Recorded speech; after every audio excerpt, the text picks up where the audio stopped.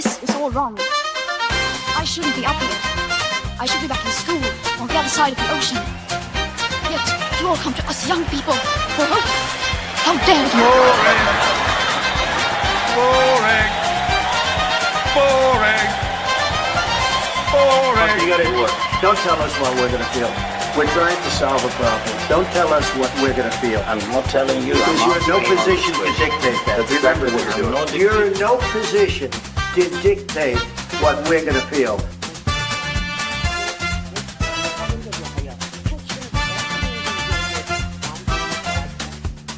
I call again for an immediate ceasefire in Gaza, the return of the sausages, the hostages.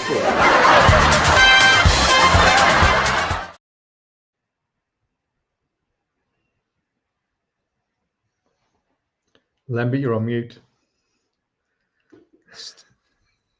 Our heads will roll for the muting of the great Lembit Öpik there. I know who you are. So much indeed. You can hear the laughter of Paul Naylor there, who's my guest today, who saved the day. I think they're fired, you're hired. This is Paul Mann's version. Paul Mann's version of what's Alan Sugar's show, The Apprentice. Thanks very much indeed. Where are the proper staff when you need them? But there we go. Thanks very much indeed. I introduced you rather faster than I intended there. But there we go. Shows that's the beauty of live broadcasting. Shows it's authentic. And if you are watching it live, thank you very much indeed. I'll come back to you in a minute, Paul. Thanks very much indeed. That's my producer, Paul Naylor. Hello. Yes, it's great. He's got a great background, but he's got a colourful intellect. We'll come back to that in just a minute. Actually, I'll tell you what. Why don't you just stay? Okay, why not? It's great. It's great to see you there. I do love doing this show, but you just got to not take it too seriously at times like that. Yeah, that's it. These things happen. How have you been? I'm good. Yeah, thank you. Yeah, been busy. I'm got some award ceremonies and different things to go to, so that's cool. So yeah. Are you winning? Are you winning something? Well, fingers crossed. We've been shortlisted, me and a couple of colleagues. I work sort of freelance, and a magazine I've been working on for the best part of 9 years. We are current holders of Best Magazine in the Midlands. That's the East and the West. And it looks like we might be able to retain our title. So fingers crossed. Well, that sounds pretty good. I support Leicester City. And somebody's got to. Well, yeah, once every 170 years we win the league. Exactly. We'll do better than they are.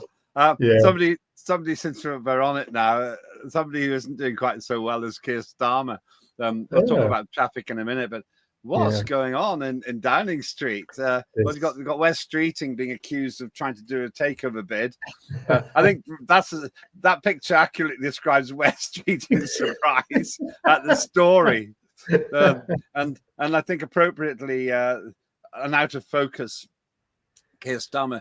I think there's a Woody Allen film in which he's actually out of focus as the character, and you sort of feel that was a precursor for Keir Starmer. I know it's not what we're actually mainly talking about. What's going on?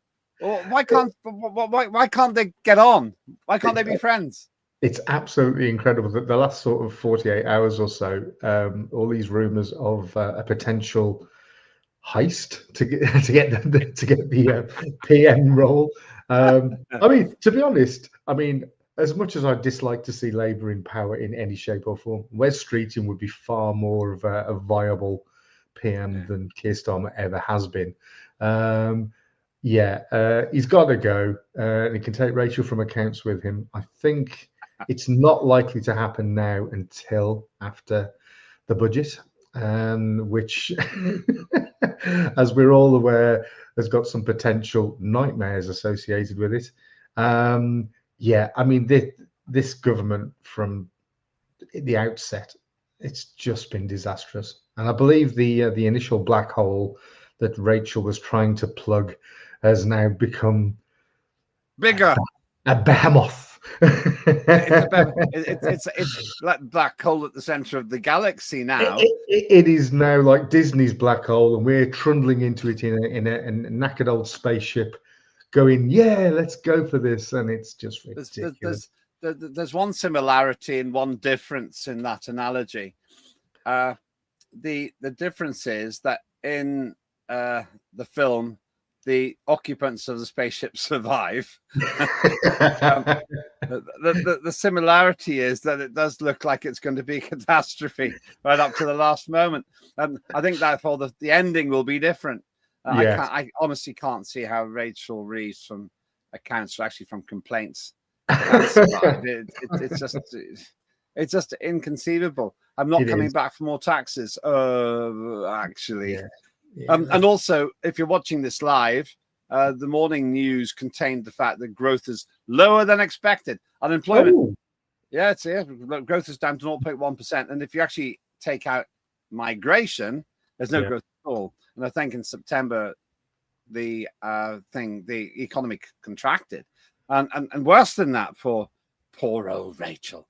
They're finding the most ludicrous excuses. I think one of them was, wait for it, the reason that there's a contraction in the whole economy is because Jaguar Land Rover had a bug. Good old. Brought the whole of the economy to a standstill. Yeah, it's lovely having people to blame, isn't it? It's the evil core. It is evil core. Yeah, we've got some serious issues in this country. I saw something this morning. I presume it was AI, but whoever had put it together with a very good viewpoint. It was supposedly Donald Trump saying all about the problems we've got in this country. It looked AI, but I saw. Nevertheless, at the heart of it, it was bang on. So I'm if not you sure. do, go on. After you. No, you go on. You. no. You said. All right. I'll okay. It's my show. I'll take. I'm not sure because the American ambassador has been slamming Britain for wanting to use tiny nuclear reactors instead of buying a big one from America. Yeah. So that's unusual. The ambassador is meant to be quite neutral, so it could be anything. It could be true what Donald Trump's saying or what you saw, because after all, he is thinking about suing the BBC for $1 billion. Yeah, $1 billion. He will clearly be absolutely. I would imagine he's quite disappointed. Is probably the big word, because we're supposed to have that inverted commas special relationship. Starmer and his cronies are doing nothing to retain that. And we know how volatile Donald can be. Doesn't mean you pander to him, but you certainly don't go poking the bear with a stick. Yeah. And that's potentially what this whole BBC thing has done. Whoever thought that was the right edit to be able to get across the message, and they're probably still working there. That's the truth of the matter, Lembit. They're probably still there. Well, yeah. My experience, I worked for the BBC for 7 years, and a couple of things I noticed when I was there. First of all, brilliant training. It's the best training you can get. Yeah. So from a technical point of view, I owe a lot of what we do here on Unprecedented TV thanks to the BBC. I would never belittle that. The problem I had was that they were woke, and I was told not to challenge the climate emergency. Yeah. And I said, but the woman who's been on said something that was factually incorrect. And they went, well, no, you see, Lembit, we don't challenge anything to do with climate emergency. I said, but it wasn't true. It was a lie. No, we don't challenge that. And I said, but you understand it can't happen. It can't happen. What you're saying can't happen. And she said, well, I think there's a climate emergency. I said, I'll tell you what, I'll send you an email about it. And I explained the fact that carbon dioxide, the more there is, and the less effect it has. I'll see if my team can rustle up a chart on this. It's the opportunity to have a moan about the climate emergency. And that'll do. Thank you. That'll do. And so I was trying to explain that as you put more carbon dioxide in, it has less and less effect, really. So it can't cause a runaway climate emergency. You just can't do it.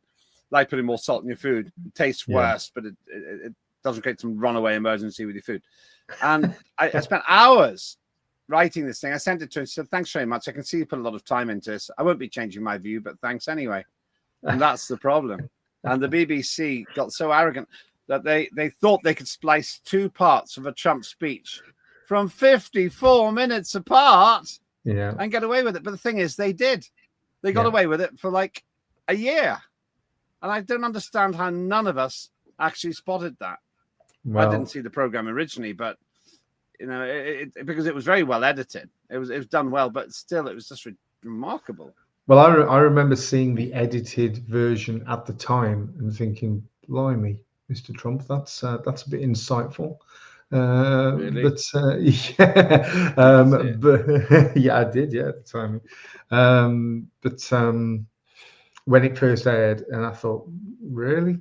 But yeah, the fact that they've got the actual true footage where it actually continues, they're banged to rights, really, aren't they? You don't take on Trump and get away with it, really. I mean, Donald Trump, the man who's survived 2 assassination attempts, he's not going to be too intimidated by Keir Starmer, who can't even control his own office. Well, he's already sued a couple of big media giants in his home country, so he's not going to have any qualms about doing that for somebody that's not on his doorstep. So and quite successfully, he sued them quite successfully, as far as I know, really. I believe so. Yeah. Yeah, and I just wonder if we'll ever get that relationship back. We won't under the special. We don't think we will under Starmer. No. Maybe. My favourite for the next leader of the Labour Party is actually Andy Burnham. I think he's actually quite good, and I mean he's the person they should really be. There he is. Who can be imagining what they're both thinking at this crucial point in their discussion there? But I think he's probably the best bet. But anyway, a digression. The great thing about it is that it is meant to be a topical show. We've covered far more than I imagined. What I really wanted to talk with you about, though, was this strange development in London. If you're watching this live news today, that if you bought an electric car, you've been stiffed. you've been ripped off. What a surprise. What's he called again? Sadiq Khan, the London mayor, who said, get an electric car for the sake of the environment. Then he mixes it up. Does he mean pollution? Does he mean carbon dioxide? Does he mean the non-existent climate emergency? So he goes on about that. He said, get an electric car. That's what we want you to drive. And you won't have to pay congestion charge. Yeah. Now, fooled you. The congestion charge is going to be introduced. Tell me what you think about this. Well, we're looking at figures of £13.50 daily. So that is a significant amount of money if you're spending a lot of time in the capital. Yeah. And £9 for electric vans. Why that's different, I don't know. Yeah. And trucks. And then non-EV congestion charge is to go up to £18 a day. £18 a day. Yeah, these are figures quoted in the Independent. I've just got on my screen to the left of me. So that's £90 a week if you work 5 days a week and you drive in. Yeah, £90 a week. And then on top of that, obviously, you've got to pay for your parking. Unbelievable. Here are the signs. We've got just to explain for those of you who don't come into London, we've got 2 charges: congestion charging to reduce congestion. We'll talk about that in a minute. That's gone well. And they got the ultra low emission zone for people like me who drive old cars, because apparently we sin by having old diesels. Never mind the fact that we save the production cost by not replacing our car every 3 years. And so how much is the ultra low emission zone charge? 15, 17? I can't remember now. Yeah, so that's the one that's going to go up to 18. Is that right? Well, no, I think congestion charge is going up for that. That's for that. And ULEZ, we'll see if we can find the price. But roughly speaking, if you're subject to both of these, that's 30 quid a day, more than that actually, probably £35 a day, which is like 165 a week. Yeah, and the bottom line a year. Yeah, the bottom line, and I suspect that you feel the same way, Lembit, is that this isn't about the environment. This is about getting motorists off the road. Yeah, finito. It doesn't matter whether you're driving a petrol, a diesel, an electric, a hydrogen, or one that's powered by horse manure. He just wants all vehicles off the road. Why? I don't know. He's got an agenda. He doesn't. Is he a driver himself? Probably not. No, he gets driven around. Exactly. So for whatever reason, he feels that there shouldn't be any vehicles on the road at all. So it's £12.50. Thanks, team. £12.50 for the ULEZ, ultra low emission zone charge. It's going to be £18, is it, for 18. Yeah. Yeah. So £30 a day. Okay, that's 150 a week. Unbelievable. Unbelievable. It's now this is what really bugs me. I don't have an electric vehicle. I don't want an electric vehicle. I don't like them. I have various reasons for that. And we'll come to that a bit later on. But it's not even working, this congestion charge. You probably know this, but I think London's the most congested city in Europe. I think that's what they said. Yeah, there's an item about it. Yeah, and London is Europe's most congested city, with drivers sitting in traffic an average 101 hours last year. The capital beats Paris and Dublin in second and third place as traffic congestion gets consistently worse. So I feel that I've even thought about taking an action on it.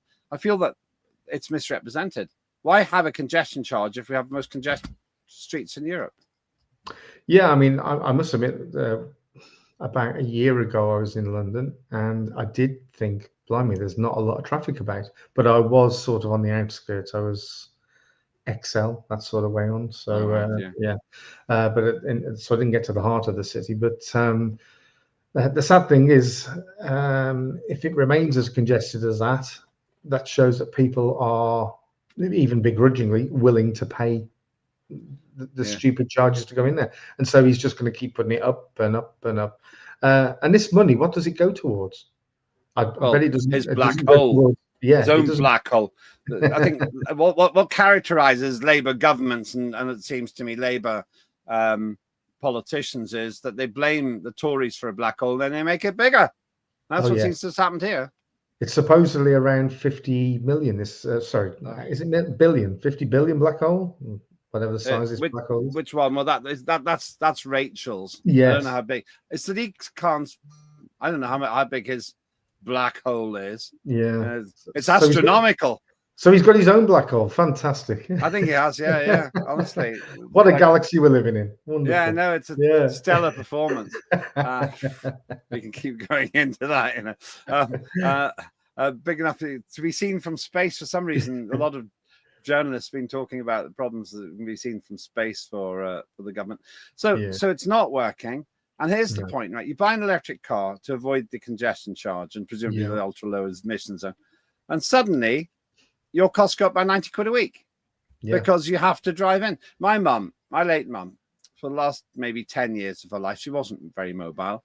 She could just about get around. She could walk 10 meters to a car, and then she could just about get to the shops at the other end. But without the car, she wouldn't have been mobile. No. And I suppose she could have depended on social services to drive around. So that would cost £100 a day, 25 grand a year. But she could drive, and she lived in Leicester.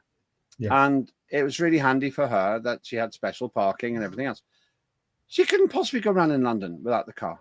No. So she would be, she has disabled badge and had a disabled badge as well. But essentially, people like her, or a mum with 2 kids, a single mum, they're not going to be able to make this change. And essentially, it's driven people like them out of London.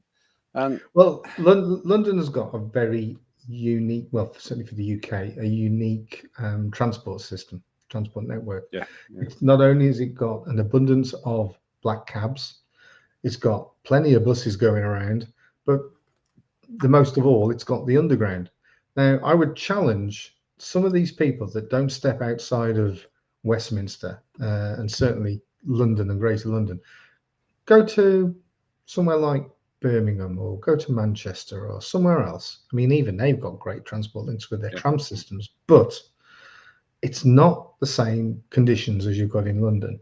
So everything that Khan is trying to put in place, he's only got a specific sort of knowledge of what people actually want or need. Well, he ignores the wants anyway. It's all about what he needs. But if he was to travel further into the country, and especially go into the countryside, go into some of these rural hamlets and see how his ideas and his ideology would work for them, because it wouldn't. People need the right to drive. And whilst I agree with you, Lembit, I mean, I am a petrol engine car owner. I personally wouldn't want an electric vehicle at this point in time because I think it's a backward step. However, as long as at some point in the future, say an electric vehicle could do 1,000 miles on a single charge, then it becomes a viable sort of option, because it is then superior to what we've got at the moment. Everything at the moment is more of a it sort of winds people up. They've got to go and sit there for half an hour and eat a Kit Kat and a sandwich while they're waiting for the car to charge up. It should be a choice. Well, that's if you can make a Kit Kat and a sandwich last 45 minutes. That's right. That's right. It's a big Kit Kat. But the choice should be down to the individual. Electric vehicles should be the third option, if you like, in the regular sort of way of powering your car. But it should by no ways be made a mandatory thing where they're trying to sort of get rid of the internal combustion engine. No. I want to talk after the break about why I think that Sadiq Khan has declared war on electric vehicle owners. If you are an electric vehicle owner, feel free to have a comment in the chat. We'll get to the chat just after the break. And I also want to ask you what this COP30 conference is all about that he went to, all the way over to Brazil to do something there. But before we go any further, Tim Scott's back. And he is going to be doing Tim Scott Uncancelled again. It's really great take on stories you may not have seen in the news.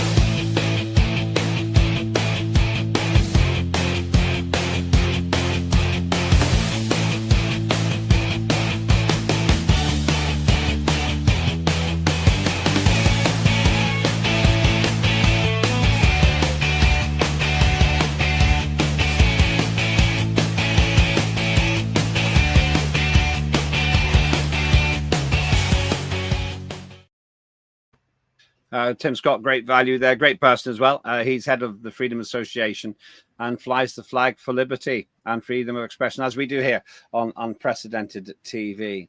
Now, let's talk about what seem to be, my opinion, total contradictions in what Sadiq Khan does.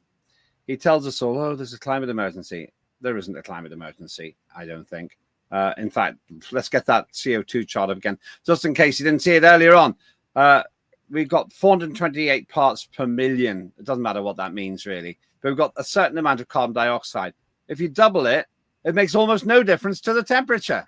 Yeah. You can't really even measure the increase at a fifth of a degree Celsius. You're being lied to all the time on this. I won't go into it too far, but Khan doesn't really seem to understand any of this. But even if he did, the irony is he goes all the way across to Brazil, flying 28,000 miles. It is. Oh, actually, yeah. This is the other thing.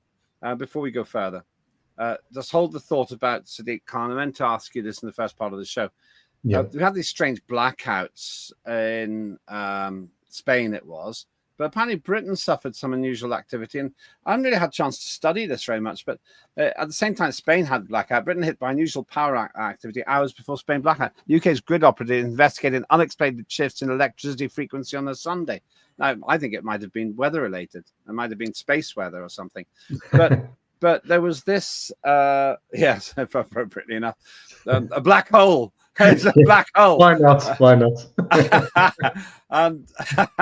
Could be. Now, the thing is that even if everyone went electric, and we'll go back to what Khan's doing in a moment.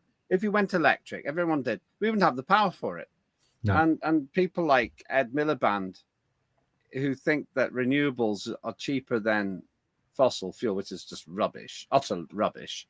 They lie to us.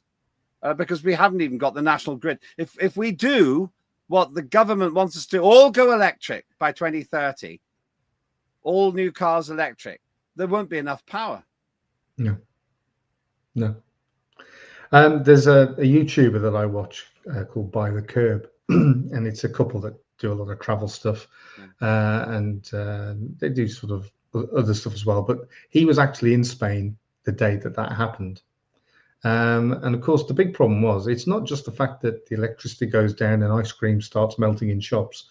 You can't pay for anything.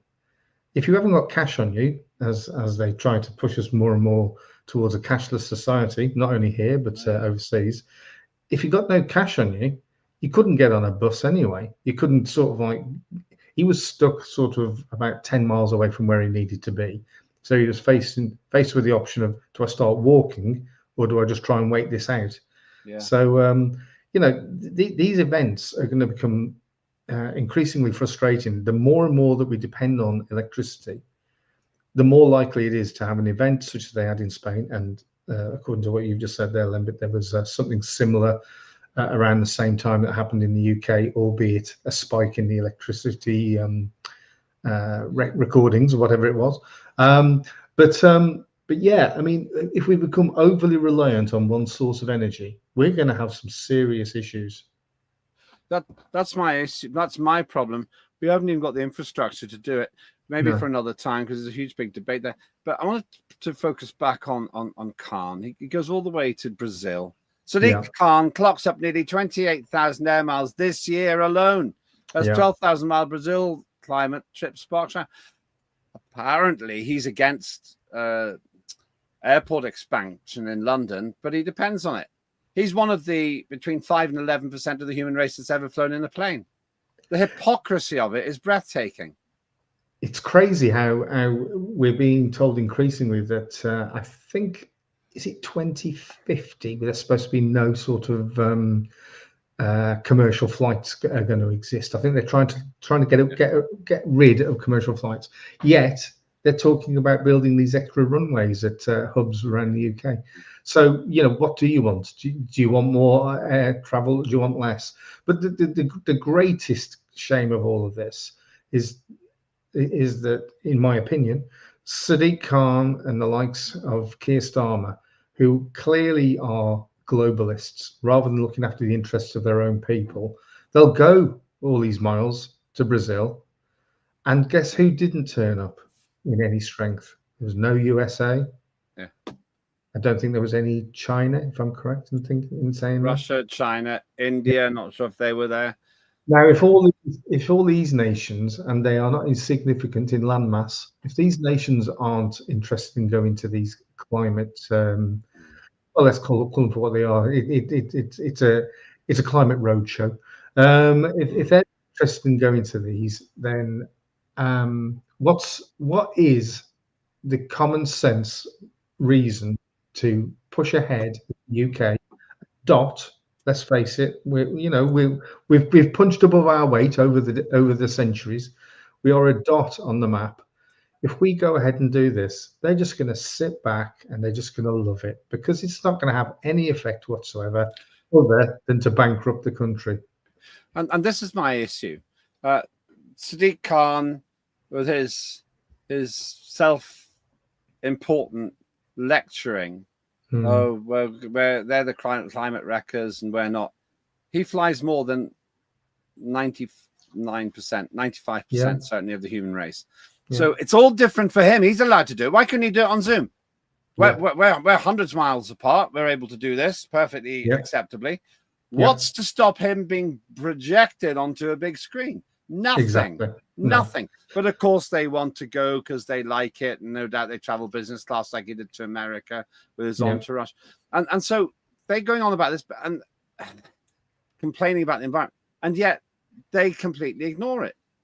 They completely ignore it themselves. Electric vehicles then. So now they told everyone to get electric vehicles. Now they're punishing you if you did. Electric vehicles are already a pain because of all the charging and everything else. I know people who I met in Bristol, and they came down from Edinburgh. They had to stop about 4 times. It took them something ridiculous, like 18 hours or something.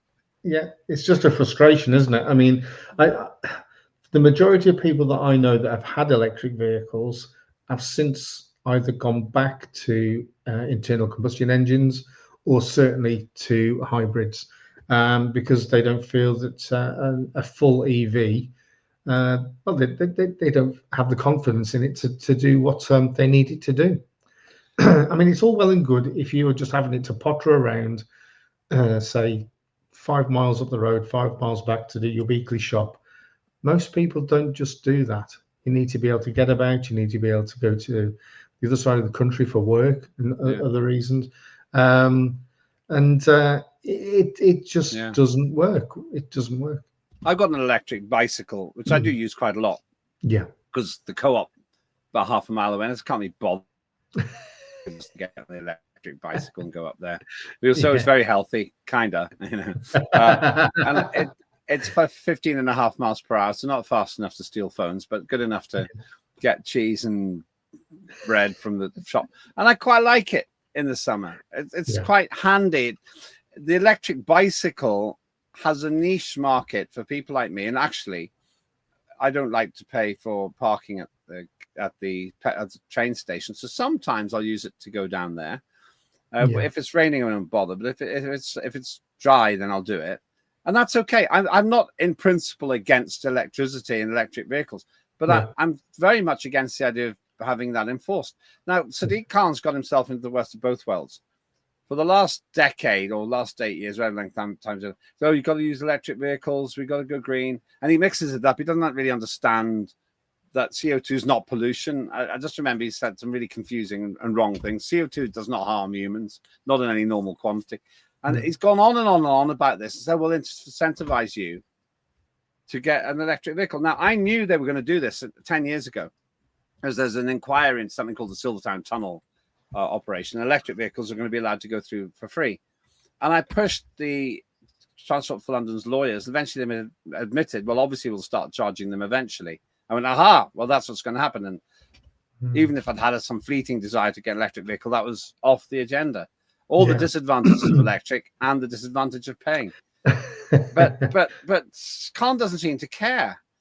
And it's almost like there isn't any conscious strategy. You were saying that he's trying to fill his massive big black hole with all this money.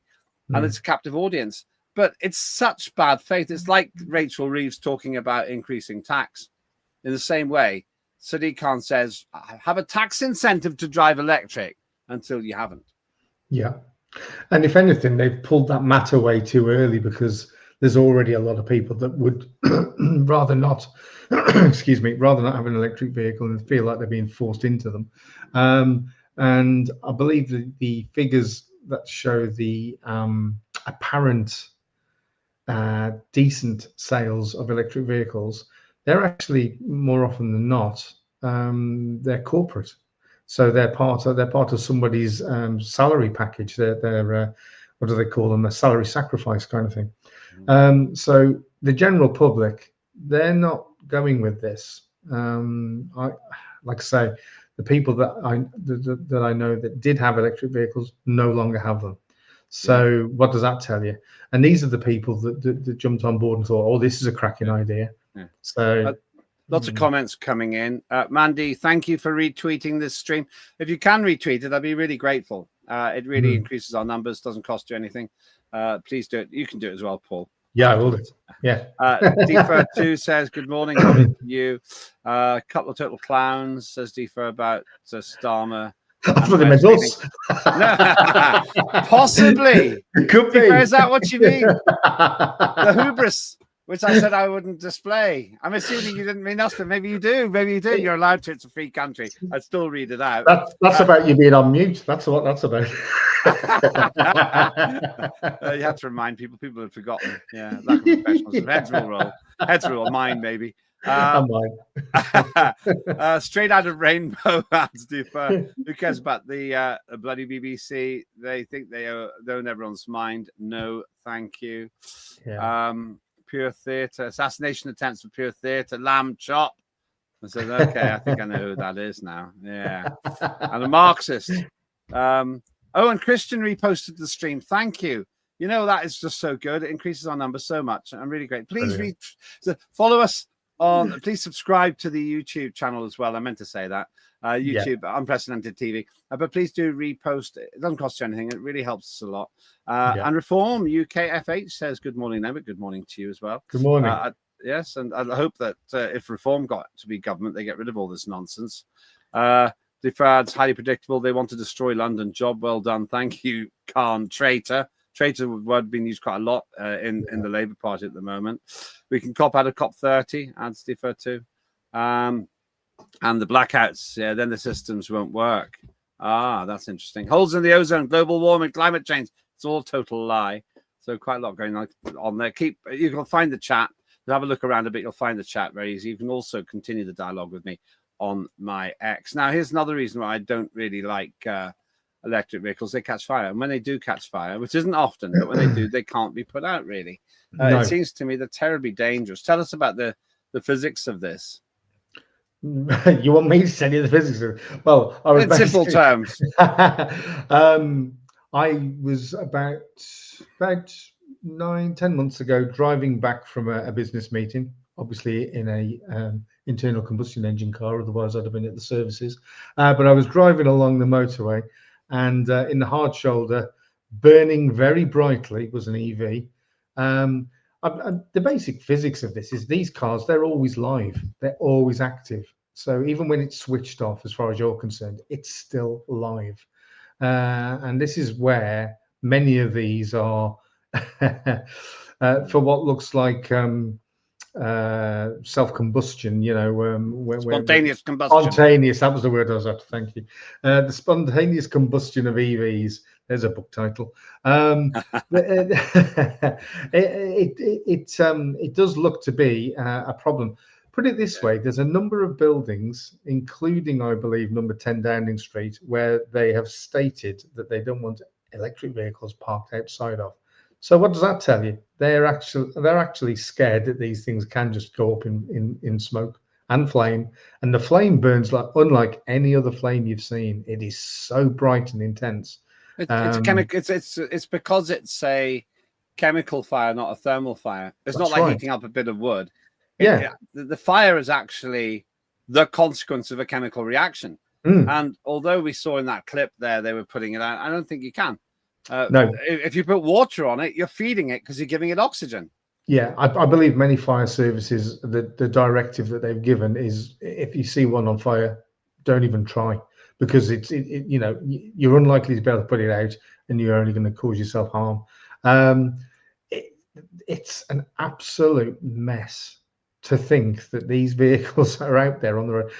Wasn't there an incident maybe a year ago or more where there were a number of very expensive electric vehicles on a cargo transporter, where one of them went up in flames, and it basically took out about 30 or 40 cars. This is what. But they've sunk ships. They've sunk ships because even if the fire started somewhere else, once an electric vehicle's on the way, it's a 1-ton fire lighter. Or half ton of batteries, fire lighter.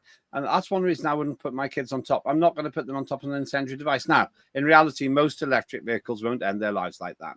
No. But there is no way I would buy a second-hand electric vehicle.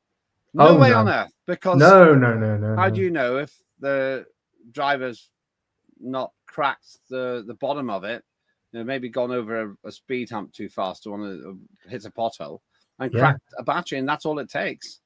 Well, and that's how ridiculous it is, isn't it? I mean, we all drive around roads that have got these humps in them, and it's like any vehicle you're in. I remember as a journalist, I was driving around in a 6-berth motorhome, which at first I found daunting, but then I started driving it like a small car. Now that'll be the same with EVs. Initially, you'll probably think, "Oh, I've got to be careful that I've got all these batteries underneath me. I don't want to crack them." Eventually, you'll start driving it like you did your Renault Megane, and you're going to start to create problems for yourself. And if that's what the majority of these potentially spontaneous combustions are being caused by cracked batteries, then surely there's a manufacturing problem here. You can't really put that all down to driver error. That is basically the fault of the manufacturing process. The difficulty is when you have these batteries, there are so many things in the batteries. It only takes one of those to go wrong. Essentially, if you have half a ton of battery and 50 grams of it shorts out, you've got half a ton of fire. Nobody got 1 ton of fire. And I'm told rather tragically, I've seen the footage. We won't play it here, and you'll understand why when I describe it, where a man gets caught in an electric vehicle, it crashes, and because it crashes, the doors won't open, and he's burned alive inside. I heard that one. It's just shocking. And also, let's not forget as well that a lot of the elements that make up these batteries are deemed as rare. So we've got rare sort of metals and rare minerals that make up these batteries. What does that tell you?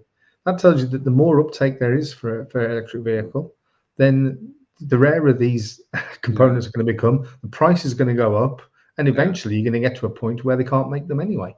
So we're basically being asked not to be on the road. So Sadiq Khan, having electric vehicles is now, in my view, declaring war on electric vehicles by charging £13. You might say, oh, well, it's less than petrol and diesel, but it's not. It's really rather cold comfort.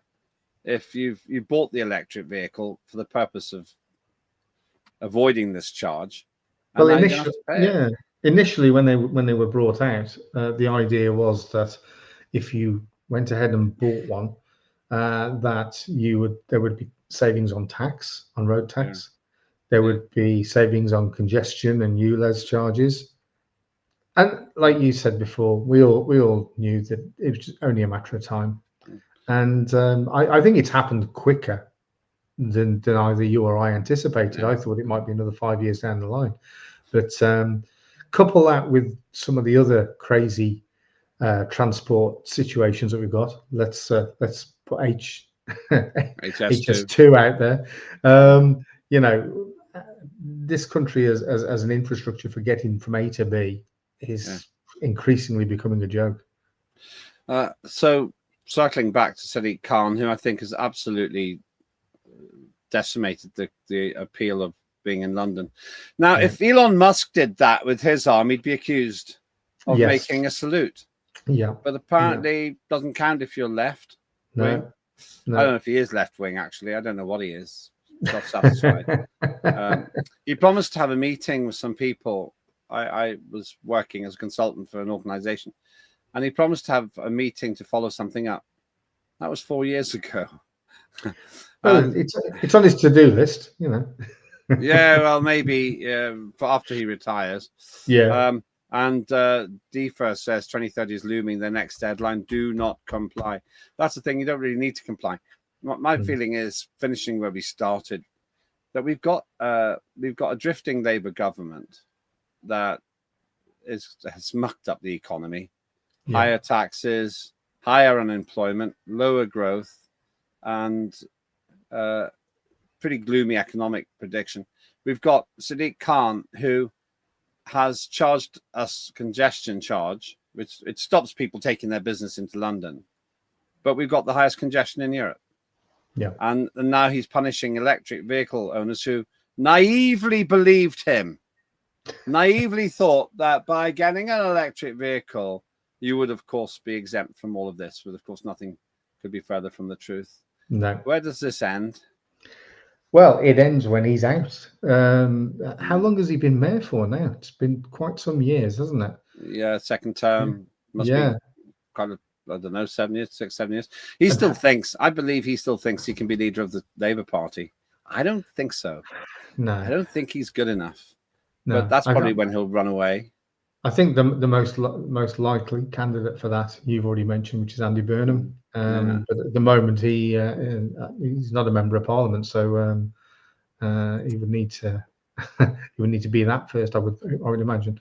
We'll get somebody to stand down and agree to give them a peerage if he wins. But the problem they've now got is, although Reform UK still got a long way to go in terms of experience and professionalism, at the moment, I'm not sure that Labour could win a by-election. Oh, I don't think they could. I mean, if there was a general election called tomorrow, not a chance.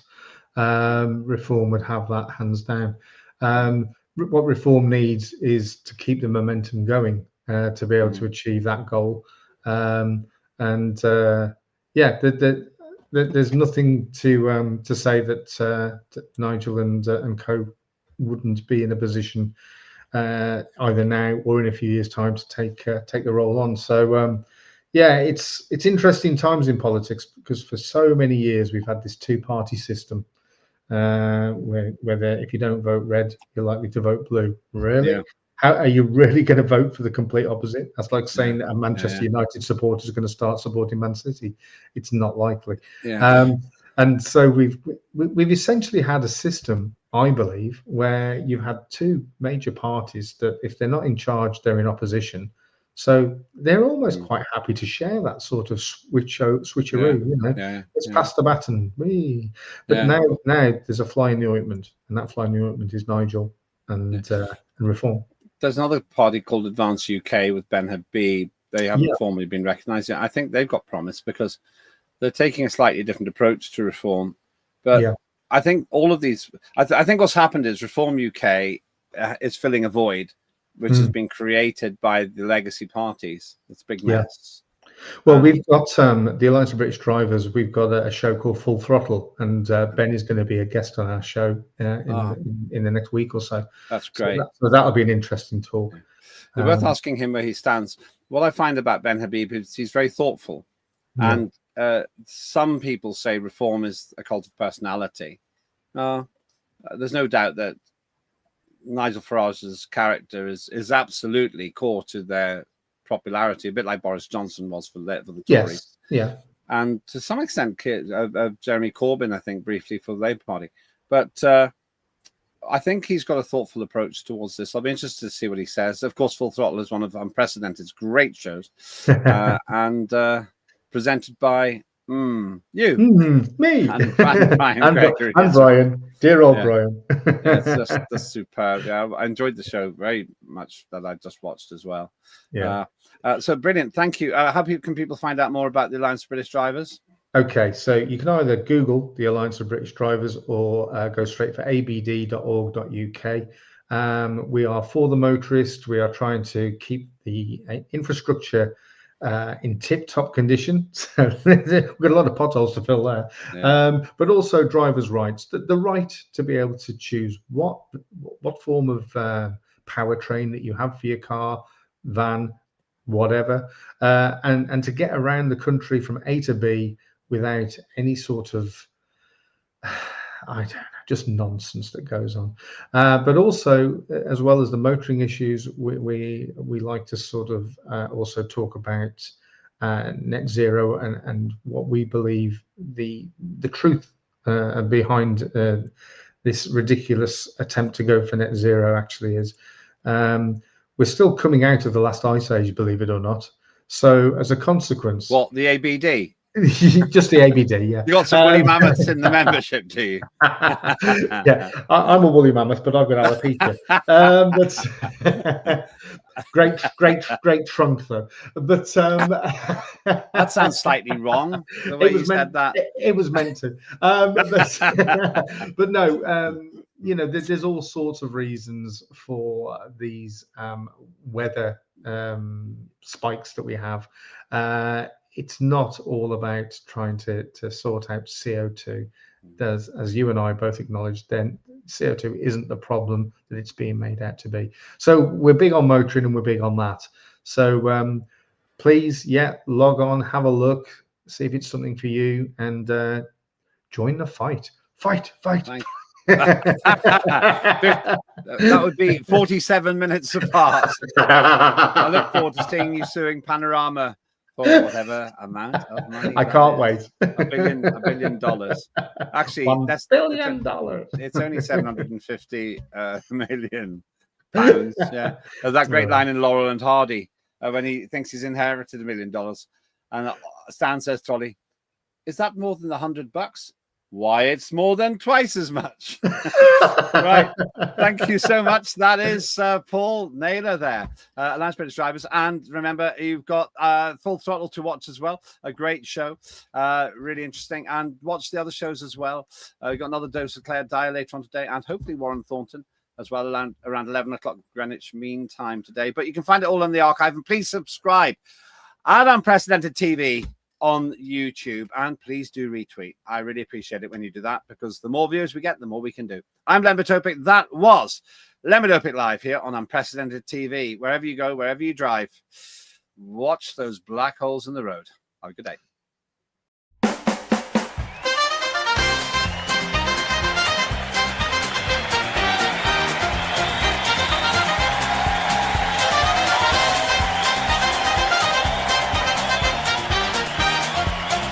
Immediate ceasefire in Gaza, the return of the sausages.